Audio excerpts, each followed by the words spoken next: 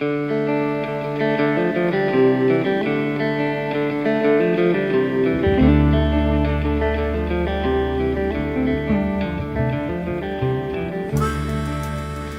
12, Working out materials.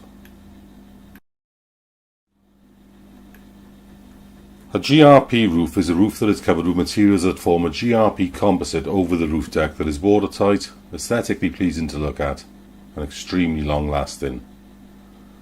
The main ingredients of the roof are OSB3 decking, and here at Stronghold we recommend 8x2 TNG4, polyester resin and catalyst, fiberglass chop strand mat, fiberglass tape for reinforcing joints, top coat and catalyst, and preformed GRP edging trims formed in 3 meter lengths. There will also be a few ancillary tools that you'll need for the application process, full details available, and the installation guide at our website www.strongholdgrp.com. The scenario you'll find is your customer will come and say, I've got a roof, it's about 3 meters long by 5 meters wide and I want to fiberglass it. You'll then need to determine what materials are needed for the job.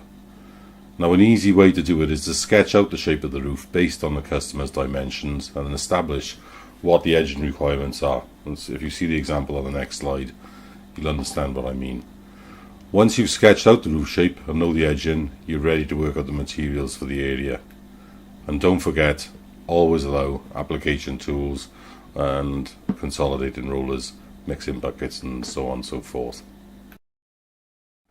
Right, the sheet that we use for our roof quotes and that's available to yourselves to use. It's a brief explanation on the left hand side of how we work out the materials. I'll go into that a little bit more detail as we're filling out the form. Starting from the top, we know our edging from talking to our customers, it's 3.5. The total area would be 15, add your 10% wastage on to allow for overlaps, and that gives us a total area of 16.5. so that's the area you want to be quoting materials for. So talking to your customer, establish what the shape of the roof is and sketch out your roof shape. Try and keep it as simple as possible. 4 sides you'll find are the majority of the roofs you'll have to quote for anyway. The customer tells us on this particular roof that the back wall attached to the house is 5 meters long, and we know from looking at our installation guide that that takes a D260 trim. Both sides are going to keep the water on or use a small parapet trim.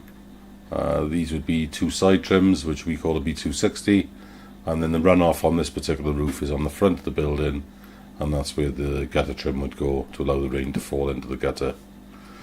Now, moving down to the materials list, everything that you'd need to do the roof is listed here. So we'll run through it from the top. OSB3 boards, quite simple, divide the area by 1.44, always round your materials up to the nearest full quantity. So for example, OSB boards in this case would be 12. The customer will need some fixings to fix them down. There's a variety of fixings. On this particular one I've used 65mm ring shanks. Resin, you're looking to multiply the area by 2.5, and again rounding up gives you 50 kilos of resin. That's 2.5 kilos of resin basically per square meter of area. On the top coat you're going to divide the area by 2 to allow half a kilo per square meter, so that would round up to 10 kilos. Catalyst, it's a note on the left hand side right on the very bottom. If you add the volume of your resin and your top coat together and then multiply that by 2% during the summer, 4% in the winter, you won't go far wrong. Again, if you're rounding up, there's always going to be slightly over anyway, so in this case it comes to 2 kilograms of catalyst. Now on the matting, again this one, and for the Stronghold guarantee to apply I should add, 600 gram matting should be used. So if you multiply the area by 0.6 and round up again, that'll give us 10 kilos of matting. If you find it's a case you only stock half or full rolls, then you're going to be selling 16 kilos in this case. Now we've already established from our roof sketch what the edging is. It's going to be 2 A trims, 2 B trims and 2 D trims. No corners on this particular one. Every roof will use either a 3/4 or a 2x1 batten, so if you stock it you should also be quoting for it. In this case, there's 16 meters of batten to batten out the edges. The Sudaflex is a polyurethane mastic used for bonding the trims. One tube should be plenty for 6 trims. Around about half a kilo of clout nails, again for the fixing the trims to the decking. A few mixing buckets, a few application rollers, various sizes to allow for edge and detail. One as a minimum paddle roller, very important that every job a paddle roller is used to take the air bubbles out of the laminate. Some acetone for keeping your tools clean, box of gloves, some hand cleaner which is ideally suited to getting resin and top coats off your hands, and a few small paintbrushes again for edge and detail and so on. A couple of poles, and that should pretty much be everything your customer would need to complete a fiberglass roof of those dimensions and of that size. A good practice is to round up materials, never round down. It's always better to have too much material on the roof than too little. And if an anti-slip surface is required on the finished roof, also include slate granules. And as a general rule of thumb, a 1 kilogram bag will cover approximately 10 square.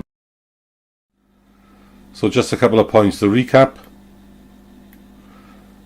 Number 1, establish the edging requirements and work out the area from the roof dimensions, e.g. width times length. Always allow an extra 10% for materials, so allow and take in for overlaps. To work out the OSB3, simply divide area by 1.44. Remember that's an 8 by 2 board. To work out your matting, multiply the area by the grade of mat, so that would be 0.45 for a 450 gram or 0.6 for a 600 gram. This will give you the weight of the mat required for the roof. If you're using a 600 gram mat to work out resin, you simply multiply the area by 2.5. There's going to be 2.5 kilos of resin per square meter of matting. And again, if using 450 gram, just multiply the area by 2 for the same reason. For top coat, simply divide the area by 2. And to work out catalyst, add your resin and top coat quantities together, multiplied by 2% for summer use, 4% for winter. Again, it won't be far wrong. And just to reiterate the point, always round up and never round down. Thank you for taking the time for listening. We hope you benefit from the presentation in some shape or form.